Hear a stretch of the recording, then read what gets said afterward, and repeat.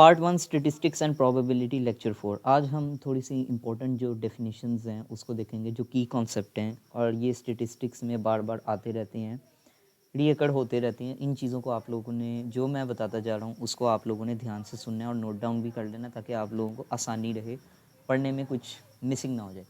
तो देखते हैं, आज का हमारा टॉपिक है वेरिएबल्स एंड डाटा। तो हम इसमें पढ़ेंगे वेरिएबल्स क्या होते हैं, एक्सपेरिमेंट यूनिट्स क्या होते हैं, और थोड़े से की कॉन्सेप्ट हैं, जैसे डाटा की कितनी किस्म की टाइप्स होती हैं। तो बेसिकली लेक्चर का ये मकसद है। देखते हैं कि हम किस तरह इसको डिफ़ाइन करेंगे, उसकी तरफ चलते हैं। तो हम डिस्कशन को आगे लेके जाते हैं लेक्चर 4 की। वेरिएबल्स और डाटा हम स्टडी करने वाले हैं इस लेक्चर में। जैसा कि मैंने बताया कि कोर कॉन्सेप्ट्स होते हैं स्टेटिस्टिक्स के, जो आप लोगों को बहुत अच्छी तरीके से आने चाहिए, वरना बहुत ज़्यादा मसला हो जाता है। अब एक चीज़ यहाँ पे मैं आप लोगों को बता दूँ कि जो स्टेटिस्टिक्स में हम डाटा कलेक्ट करते हैं, तो डाटा कलेक्ट करने के कुछ यूनिट्स हैं। जैसे फिज़िक्स में लेंथ का यूनिट होता है, इस तरह स्टेटिस्टिक्स में भी बेसिकली आप यूनिट ही कह लें, उस तरह की हम मेजरमेंट करते हैं और उसको कैटेगराइज करते हैं डाटा किस तरह से है। इस तरह ये बेसिकली लेक्चर का मैंने आप लोगों को एक ओवरव्यू दे दिया। हम इसमें कैटेगराइज करेंगे डाटा क्या है, उसकी क्या कैटेगरी बनती है डाटा की जो हम कलेक्ट करते हैं। अच्छा, बेसिकली हम अब आते हैं वेरिएबल की तरफ। वेरिएबल क्या है?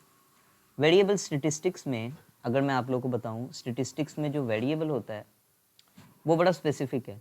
कैसे? जो हम मैथमेटिक्स में, एक एग्जांपल देता हूँ, एक्स है हमारे पास, एक्स वेरिएबल है, इसकी वैल्यू चेंज होती रहती है, ठीक है। एन हो सकता है, एक्स इज इक्वल टू 2 हो सकता है, कुछ भी हो सकता है, ये डिपेंड करता है क्वेश्चन के ऊपर एक्स की वैल्यू क्या है, ठीक है। हम एक्स वाई जी इस तरह के वेरिएबल्स फाइंड करते हैं मैथमेटिक्स में। सिमिलरली अगर मैं आप लोगों को यहाँ पे पढ़ के बताऊँ, variable is a characteristic that changes over time and और for different individual or object under consideration. यानी कि अगर मैं डाटा कलेक्ट कर रहा हूँ तो एक वेरिएबल है मेरे पास, एग्जांपल के तौर पे आप लोगों को बताता हूँ, हाइट है। अगर मैं हाइट लोगों की कैलकुलेट कर रहा हूँ तो वो डेफिनेशन के मुताबिक ये कह रहा है कि जो डिफरेंट इंडिविजुअल होते हैं या ऑब्जेक्ट होते हैं उनके हिसाब से चेंज होती रहती है। हाइट हर एक की चेंज होती रहती है, हर एक की हाइट डिफरेंट होती है, हर एक पर्सन टू पर्सन वेरी करती है हाइट कितनी है। और अगर यहाँ पे मैं ऑब्जेक्ट की बात करूँ, ऑब्जेक्ट में मैं लेता हूँ, ऑब्जेक्ट में यहाँ पे अगर मैं एग्जांपल दूँ, ऑब्जेक्ट की अगर एग्जांपल बेसिकली बनती है कि कार्ड लेंथ, ठीक है, कार्ड की हाइट या लेंथ जो भी है। अब जो कार्ड है वो हमारे पास ऑब्जेक्ट है, लेंथ वेरिएबल है हमारे पास, या हाइट वेरिएबल है उसका। तो जो कार ऑब्जेक्ट की हाइट और लेंथ है या कुछ भी है, तो वो चेंज होती रहती है, एक जैसी तो नहीं रहती हर कार, और कोई भी जो व्हीकल होती है उसकी चेंज होती रहती है। तो इसी तरह हम वेरिएबल हमने असाइन कर दिया। एक और आप लोग को एग्जांपल बताऊं कि अगर हमारे पास, मैं आप लोग को बताऊं, बॉडी टेम्परेचर है, वो भी वेरिएबल है, क्योंकि हर पर्सन टू पर्सन चेंज होता रहता है। बॉडी टेम्परेचर भी हर किसी का सेम नहीं रहता। अगर मैं आप लोग को एक और एग्जांपल दूं वेरिएबल स्टेटिस्टिक्स के लिहाज से, वो ये बनता है कि रिलीजियस, जो हमारे पास कलर चेंज करते हैं, रिलीजियस एफिलिएशन, ठीक है, रिलीजियस एफिलिएशन, तो ये भी एक वेरिएबल है, क्योंकि अगर देखा जाए तो हर किसी का रिलीजन फ़र्क होता है। इस तरह हम लोग इसको वेरिएबल्स को देखते हैं कि स्टेटिस्टिक्स में कैसे हैं। आगे चलते हैं।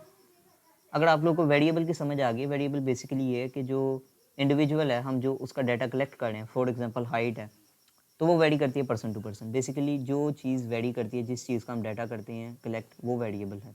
आगे चलते हैं एक्सपेरिमेंट यूनिट। अगर आप लोग को वेरिएबल समझ आ गई, एक्सपेरिमेंट यूनिट बहुत आसान हो जाएगा। एक्सपेरिमेंट यूनिट वो चीज़ है, देखिए स्टेटिस्टिक्स में डेफिनेशंस बड़ी अजीब सी हैं, उनका नाम बहुत अजीब सा है। यहाँ पे लिखा है एक्सपेरिमेंट यूनिट, पता नहीं ऐसे लग रहा क्या चीज़ है, लेकिन जब आप इसको पढ़ेंगे आप लोगों को समझ आ जाएगी। एक्सपेरिमेंट यूनिट ये है, an experiment unit is the individual or object on which variable is measured. कितना सिंपल है, क्या वो ये रहा बेसिकली।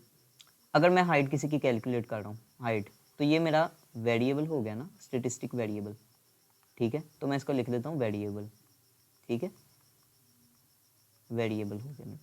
अब मैं जो हाइट कलेक्ट कर रहा हूँ किसी की, फॉर एग्जांपल यहाँ पे मैं आप लोगों को बताता हूँ, मैं किसी पर्सन की हाइट कलेक्ट कर रहा हूँ, ठीक है। तो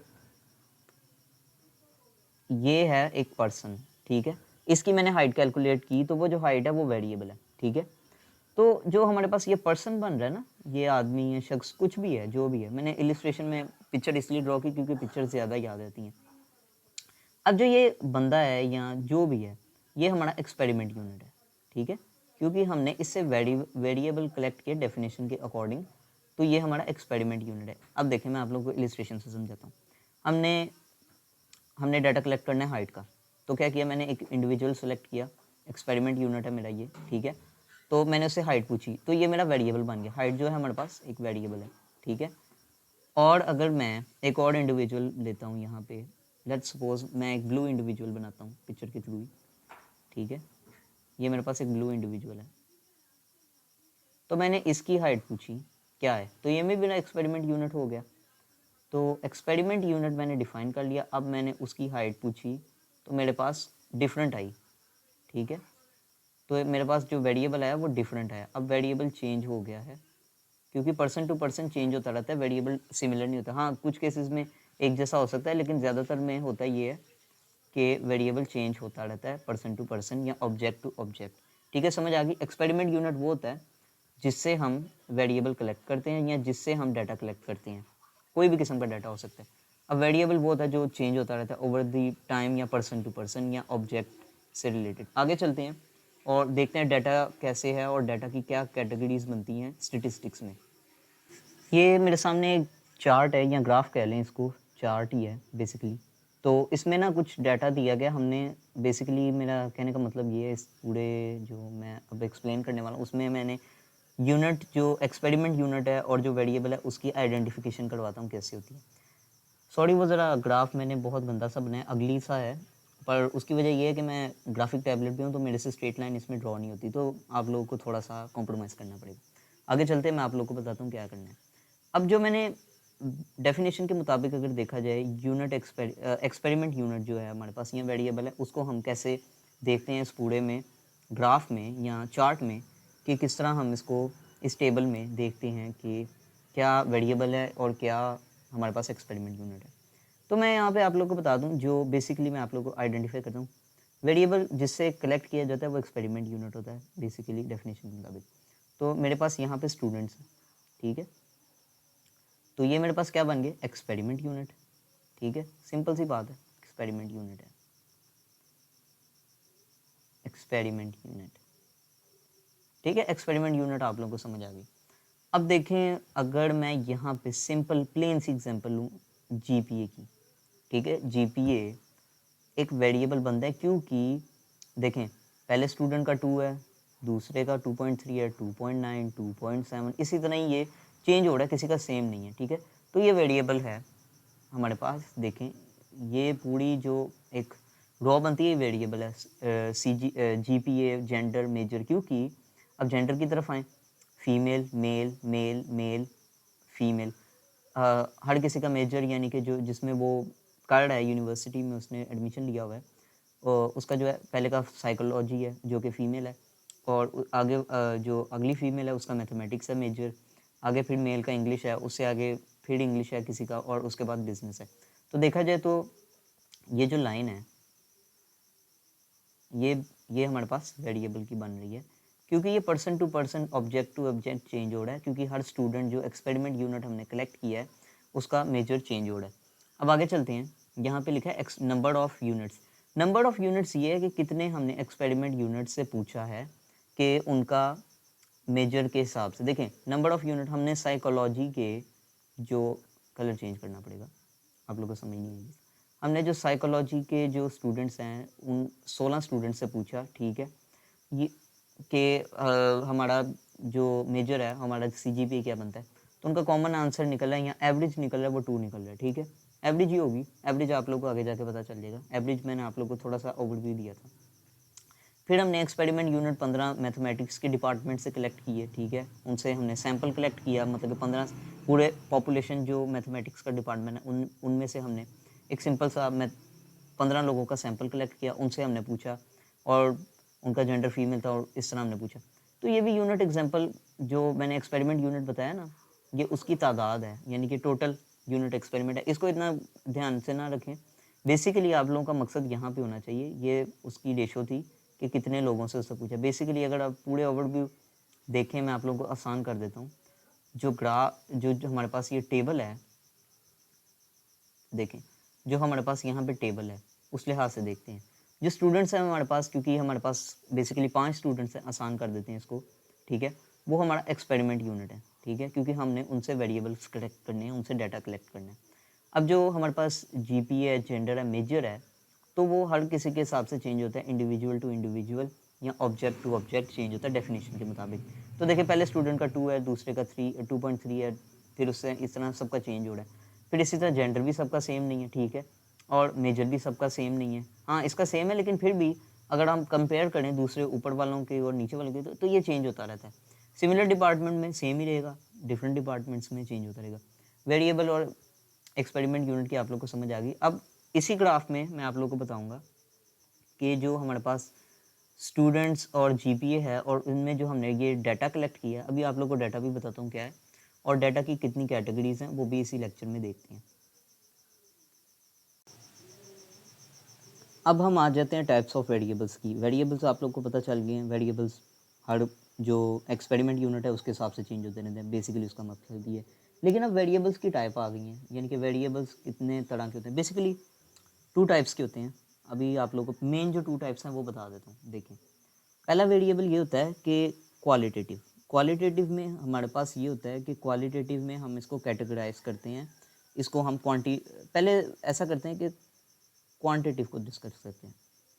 क्वांटिटिव वेरिएबल वो वेरिएबल्स होती हैं जिसमें हम क्वांटिफाई करते हैं, यानी कि मैथमेटिकल क्वांटिफाई करते हैं। बेसिकली अगर मैं किसी की हाइट नापता हूँ, हाइट की एग्जांपल लेते हैं, तो ये क्वांटिफाई होगी। क्यों? क्योंकि हाइट हमेशा न्यूमेरिकल होती है, ना, तो क्वांटिटिव में हम न्यूमेरिकल वैल्यूज़ को देखते हैं। किसी की हाइट हो सकती है, फ़र्ज़ करें कि 5.9 फीट, ठीक है, फीट। किसी की ये फीट असल में यूनिट बहुत कॉमन है हमारी कंट्री में, इसलिए मैं फ़ीट यूज़ कर रहा हूँ। आप मीटर भी कंसिडर कर सकते हैं, 1.8 मीटर किसी की हाइट हो सकती है। बेसिकली ये देखें, ये दोनों वैल्यूज़ जो हैं हमारे पास न्यूमेरिकल हैं, तो हम इसको क्वांटिफाई कर सकते हैं। न्यूमेरिकल वैल्यूज़ हमेशा क्वांटिफाई होती हैं, इसीलिए हम इसको क्वांटिटिव वेरिएबल्स कहते हैं। अब क्वालिटेटिव पे आ जाते हैं। क्वालिटेटिव में हम क्वांटिफाई नहीं कर सकते। मिसाल के तौर पे बेसिकली बहुत सिंपल सी आपको एग्जांपल देता हूँ, किसी का जेंडर ले लेते हैं। अब जेंडर बेसिकली मेन प्रीडोमिनेंटली हमारे पास 2 ही हैं, मेल या फीमेल, ठीक है। किसी का जेंडर या तो मेल होगा, ठीक है, या फीमेल होगा। अब इसको हम न्यूमेरिकली नहीं कर सकते कि कितने परसेंट मेल है, कितने परसेंट फीमेल है, थोड़ा फनी हो जाएगा। लेकिन क्वालिटेटिव में हम क्वांटिफाई करते हैं या क्वालिटेटिव में हम कैटेगराइज करते हैं, मेल है या फीमेल है, टॉल है या शॉर्ट है। इस तरह के जो वेरिएबल्स होते हैं वो क्वालिटेटिव होते हैं, और जो क्वांटिटेटिव होते हैं उसमें हम मेजर करते हैं, न्यूमेरिकल्स होते हैं। बेसिकली वैल्यूज़ ये होती हैं। सिंपल सा कॉन्सेप्ट है। अगर मैं दोबारा वहाँ पे अपने यहाँ पे मैंने जो एक टेबल क्रिएट की है वहाँ पे चलते हैं, देखते हैं अब हमारे पास वेरिएबल्स कौन कौन से हैं। अब अगर मैं जीपीए की बात करूँ यहाँ पे, तो ये मेरे पास क्या बन रहा है, ये क्वांटिटिव है, ठीक है। एग्जांपल इसलिए करवाता हूँ ताकि आप लोग को और कॉन्सेप्ट क्लियर हो जाए। जेंडर है मेरे पास। अब जेंडर देखें तो ये मेरे पास क्या बनता है, जेंडर मेरे पास, अगर नीचे करके लिख लेता हूँ यहाँ पे, जेंडर मेरे पास बनता है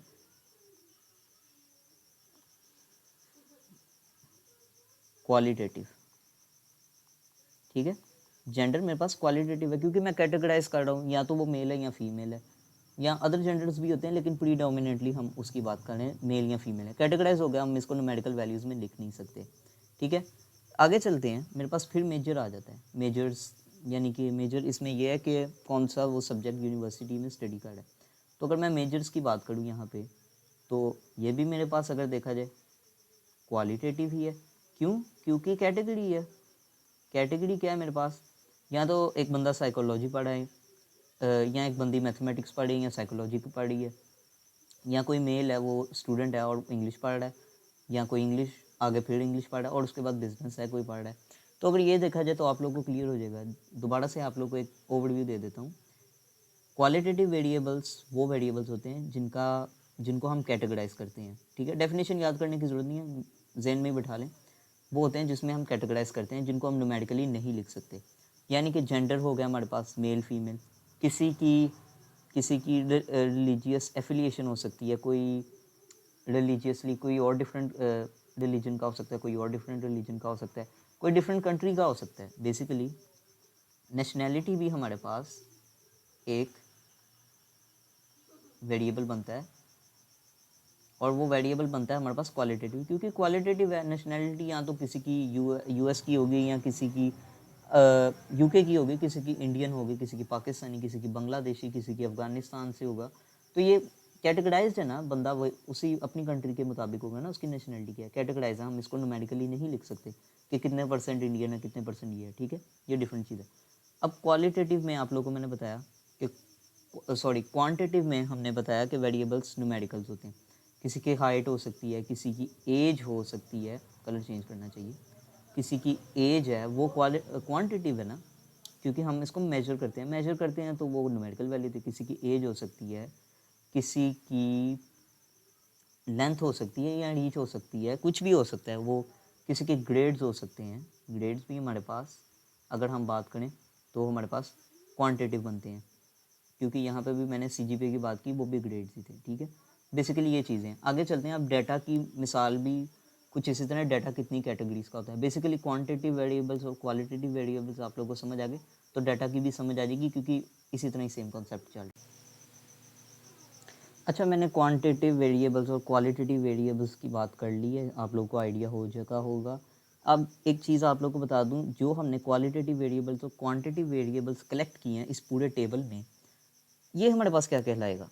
हमने पूरे वेरिएबल्स को कलेक्ट कर लिया। अब जो हमने पूरे कलेक्टिवली कलेक्ट किए हैं ना ये सब कुछ, तो हमारे पास ये डाटा जनरेट हुआ है या इन्फॉर्मेशन जनरेट हुई है, लेकिन हम इसको बेसिकली डाटा ही कहेंगे इस एग्जांपल में। इन्फो भी कह लें, ठीक है, फ़र्क नहीं पड़ता, डाटा कहेंगे क्योंकि स्टेटिस्टिक्स में डाटा भी होता है। इन्फॉर्मेशन भी कह लें या डाटा कह लें, ठीक है, कोई फ़र्क नहीं पड़ता, दोनों सेम ही चीज़ें अगर आप उसको कर लें डेफिनेशन के मुताबिक दें। तो ये मेरे पास डाटा जनरेट हुआ है, इसका कुछ मीनिंग भी निकल रहा है, कुछ इस तरह भी निकल रहा है, ठीक है। अब चलते हैं डाटा की कितनी किस्में होती हैं। अगर आप लोगों ने क्वालिटेटिव वेरिएबल्स और क्वांटिटिव वेरिएबल्स को समझ लिया ना, तो डाटा की जो आगे हमारे पास निकल रही है ना ब्रांचेस, वो भी समझ आ जाएंगी। देखिए, मैंने क्वालिटेटिव वेरिएबल्स और क्वांटिटिव वेरिएबल्स कलेक्ट किए, उस टेबल में भी आप लोगों को बता दिया। तो उसने क्या किया, उसने डाटा जनरेट किया या इन्फॉर्मेशन जनरेट की, जो भी है डाटा या इन्फॉर्मेशन। इसी एग्जाम्पल में आप लोगों को क्लियर कर देता हूँ। अब मेरे पास उसकी दो टाइप्स की निकल रही है एग्जांपल, या तो वो क्वालिटेटिव है, अगेन वही कॉन्सेप्ट आ रहा है, या वो क्वांटिटिव है, ठीक है। मैंने बता दिया ना कि क्वालिटेटिव वो होता है जो हम कैटेगराइज करते हैं, किसी का जेंडर हो सकता है, किसी की नेशनैलिटी हो सकती है, किसी की रिलीजियस एफिलिएशन हो सकती है, तो ये क्वालिटेटिव है क्योंकि हम इसको मेजर नहीं कर सकते न्यूमेरिकली। क्वांटिटिव क्या है, न्यूमेरिकल वैल्यूज़, हाइट, वेट, इस तरह की जो चीज़ें हैं, यानी कि लेंथ किसी की हो सकती है, किसी चीज़ की, किसी ऑब्जेक्ट की, या किलोमीटर्स कितनी गाड़ी, माइलेज, जो भी है, ये हमारे पास न्यूमेरिकल वैल्यूज़ होती हैं, ठीक है। अब इसकी जो क्वांटिटिव की दो आगे निकल रही हैं ब्रांचेस, पहली तो है डिस्क्रीट, डिस्क्रीट, दूसरी है कॉन्टीन्यूस। डिस्क्रीट को पहले डिस्कस करते हैं। डिस्क्रीट क्या है। डिस्क्रीट वर्ड का मतलब है नो, उसमें गैप नहीं है कोई। पहले कॉन्टीन्यूस को देख लेते हैं, कॉन्टीन्यूस क्या होता है। अगर मैं आप लोगों के सामने किसी बाइक का मीटर बना दूं या किसी कार का मीटर बना दूं, ठीक है, सपोज एग्जांपल ले रहा हूँ, ठीक है। अब इस तरह आप लोगों का मीटर होता है, ठीक है, इस तरह 0 से शुरू होता है 100 और 100 प्लस तक जाता है, ठीक है, और बीच में एक सुई है, ठीक है, नीडल है, जो बता रही है कि स्पीड कितनी है। अगर मैं यहाँ पे कर लूँ, ठीक है, तो ये मेरे पास स्पीड कुछ इस तरह आ रही है क्योंकि यहाँ की तरफ पॉइंट हो रहा है। तो अगर मैं आप लोगों को बताऊँ, यहाँ पे 30 है तो यहाँ पे 20 है, तो इसके बिटवीन कुछ आ रहा है। अगर मैं सपोज़ कर लेता हूँ, लेट सपोज़ मैं यहाँ पे कह लेता हूँ कि 2.826 आया, ये किलोमीटर्स पर आवर आई है रीडिंग, मेरे पास मीटर में है, ठीक है। ड्राइंग थोड़ी अगली है, लेकिन आप लोग को समझाने के लिए बता रहा हूँ कि कंटिन्यूस में क्या होता है। कंटिन्यूस में ये होता है कि अगर मेरे पास वेरिएबल्स हैं, या वेरिएबल्स नहीं सॉरी इंटीजर्स हैं, तो उसके दरमियान में क्या है। अब देखें ना, यहाँ पे 30 और 20 है, इसके दरमियान में कुछ आ रहा है, तो ये कंटिन्यूस है। कंटिन्यूस इसलिए है क्योंकि दरमियान में आ रहा है, पूरा प्रॉपर नहीं है, ठीक है, और इसमें आगे जाके डेसिमल पॉइंट के बाद वैल्यूज़ आ रही हैं। तो जो डेसिमल पॉइंट के बाद वैल्यूज़ आ रही हैं वो कंटिन्यूस होती हैं, ये चलती रहती हैं। और ये मैंने राउंड किया अभी 26, ये कुछ भी हो सकता था, प्रॉपर रीडिंग नहीं आ रही इसमें। और 28 प्रॉपर नहीं मेरे पास आ रहा है इंटीजर वैल्यू में, तो आगे जाके डेसिमल पार्ट भी आ रहा है, और 20 और 30 के दरमियान में वैल्यू आ रही है, ठीक है। कुछ अब अगर यहाँ पे देखें 20 और 30 के दरमियान में जो वैल्यू आ रही है वो 28.26 आ रही है, तो ये कंटिन्यूस वैल्यू है, क्योंकि इसके बीच में हमने कुछ मेजर किया है और वो प्रॉपर इंटीजर वैल्यू नहीं आ रही। इंटीजर्स वो होते हैं जिसमें प्रॉपर 1 2 3 इस तरह सोन चलते हैं, बीच में कोई वैल्यू नहीं आती डेसिमल की, ठीक है। अब डिस्क्रीट को देखते हैं। डिस्क्रीट बहुत सिंपल है, अगर आप लोग को डिस्क्रीट समझ आ गई तो आगे आप लोगों को कॉन्टीन्यूस की भी समझ आ गई। अब अगर डिस्क्रीट को मैं देखूँ, यहाँ पे डिस्क्रीट मेरे पास अगर मैं यहाँ पे एक नंबर लाइन लेता हूँ, बेसिकली सिंपल नंबर लाइन लेता हूँ 1, यहाँ पे 0 कर लेते हैं, ठीक है। इसको थोड़ा एक्सटेंड करते हैं 1 2 3, ठीक है। वो 0 है, यहाँ पे -1 और यहाँ पे -2, ठीक है। इस तरह होती है इंटीजर्स डिस्क्रीट में इंटीजर्स को स्टडी करते हैं, ठीक है। इसकी एक ब्रांच भी है डिस्क्रीट मैथमेटिक्स, लेकिन आउट ऑफ स्कोप है, उसकी बात नहीं करेंगे हम, सॉरी। अब देखिए यहाँ पे अगर मैं बताऊँ तो ये 0 हो गया। डिस्क्रीट में होता ये है कि हमारे पास इंटीजर्स के बिटवीन कोई वैल्यू होती ही नहीं है। जैसे मैंने यहाँ पे देखा ना कि 30 और 20 के दरमियान में 28.26 आ रही है वैल्यू, तो ये मिडल में आई है, कुछ भी डेसिमल पॉइंट आया है उसका वो अलग बात है। लेकिन इंटीजर्स में कोई भी बिटवीन वैल्यू नहीं आती, टू इंटीजर्स के बिटवीन। अब देखें यहाँ पे कोई वैल्यू नहीं है, इस पूरे एरिया में कोई वैल्यू नहीं, या तो 1 है या 2 है, इसके दरमियान में कोई वैल्यू नहीं है। तो जो हमारे पास ब्रोकन पीसीज हैं, अगर देखा जाए 1 2 3, ये प्रॉपर इंटीजर्स हैं, तो इसके दरमियान में कोई वैल्यू नहीं आ रही, तो ये डिस्क्रीट है। कंटिन्यूस में हमारे पास आती है वैल्यू डेसिमल में। तो ये चीज़ है, अगर आप लोग को डेसिमल और डेसिमल्स की समझ आ गई है ना, मतलब कि क्वालिटेटिव और क्वांटिटी में डिस्क्रीट और कॉन्टीन्यूस की, तो आप लोग के लिए बहुत आसान हो जाएगा। इतनी ये चीज़ें याद रखने की ज़रूरत नहीं है। बेसिकली कहने का मकसद ये है कि प्रैक्टिस करने से क्वेश्चंस को सॉल्व करेंगे, मैथमेटिक्स जैसे ही सॉल्व करते हैं आप लोग को और ज़्यादा चीज़ें क्लियरिटी आती रहती है। स्टेटिस्टिक्स की कोई बुक पकड़ें, उसको प्रैक्टिस करें, जो भी मैं बताता हूँ उसको रिवीजन करें, और जो भी क्वेश्चंस हैं उसको सॉल्व करें। बेसिकली मैं क्वेश्चन सॉल्व नहीं कर सकता, वीडियो का साइज़ बहुत ज़्यादा लेंथी हो जाता है। मैं सिंपल एक्सप्लेन कर देता हूँ, आपका काम है कि कोई भी बुक पकड़ें, उसको एक्सपेरिमेंट करें, उसको स्टडी करें, क्वेश्चंस को सॉल्व करें, आप लोगों का कॉन्सेप्ट क्लियर हो जाएगा। फिर यहाँ पे बता दूँ डिस्क्रीट में और कंटिन्यूस में क्या फ़र्क है। अब देखें यहाँ पे जो मेरे पास 2 आया है, ये मेरे पास डिस्क्रीट आया, ये 2.9 जो भी वैल्यूज़ आए ये कॉन्टीन्यूस हैं, ठीक है। ये डिस्क्रीट हो गया, कॉन्टीन्यूस हो गया, फ़र्क यही है सिर्फ। और ये सिर्फ हमारे पास क्वांटिटेटिव डाटा में ही है, क्वालिटेटिव में कोई हमारे पास कैटेगरी नहीं बनती। डिस्क्रीट और कंटिन्यूस को आप लोग को समझ आ जाना चाहिए। बेसिकली इन बिटवीन अगर कोई वैल्यूज़ के इंटीजर्स बनती हैं, इन बिटवीन कोई वैल्यूज़ आ रही हैं, इस एग्जांपल में मैंने एक मोटरसाइकिल का मीटर बताया, 30 to 20 में 28.26 किलोमीटर पर आवर के हिसाब से हमारे पास वैल्यू आई है। तो ये मेरे पास क्या है, कंटिन्यूस, क्योंकि इसमें डेसिमल भी आ रहा है और इन बिटवीन वैल्यू भी मेरे पास आ रही है। इंटीजर्स के केस में ऐसा नहीं, इंटीजर्स के केस में 1 और 2 के दरमियान में कोई वैल्यू नहीं होती, सिंपल 1 होता है या 2 होता है, उसके मिडल में कोई वैल्यू बनती नहीं, एग्जिस्ट नहीं करती।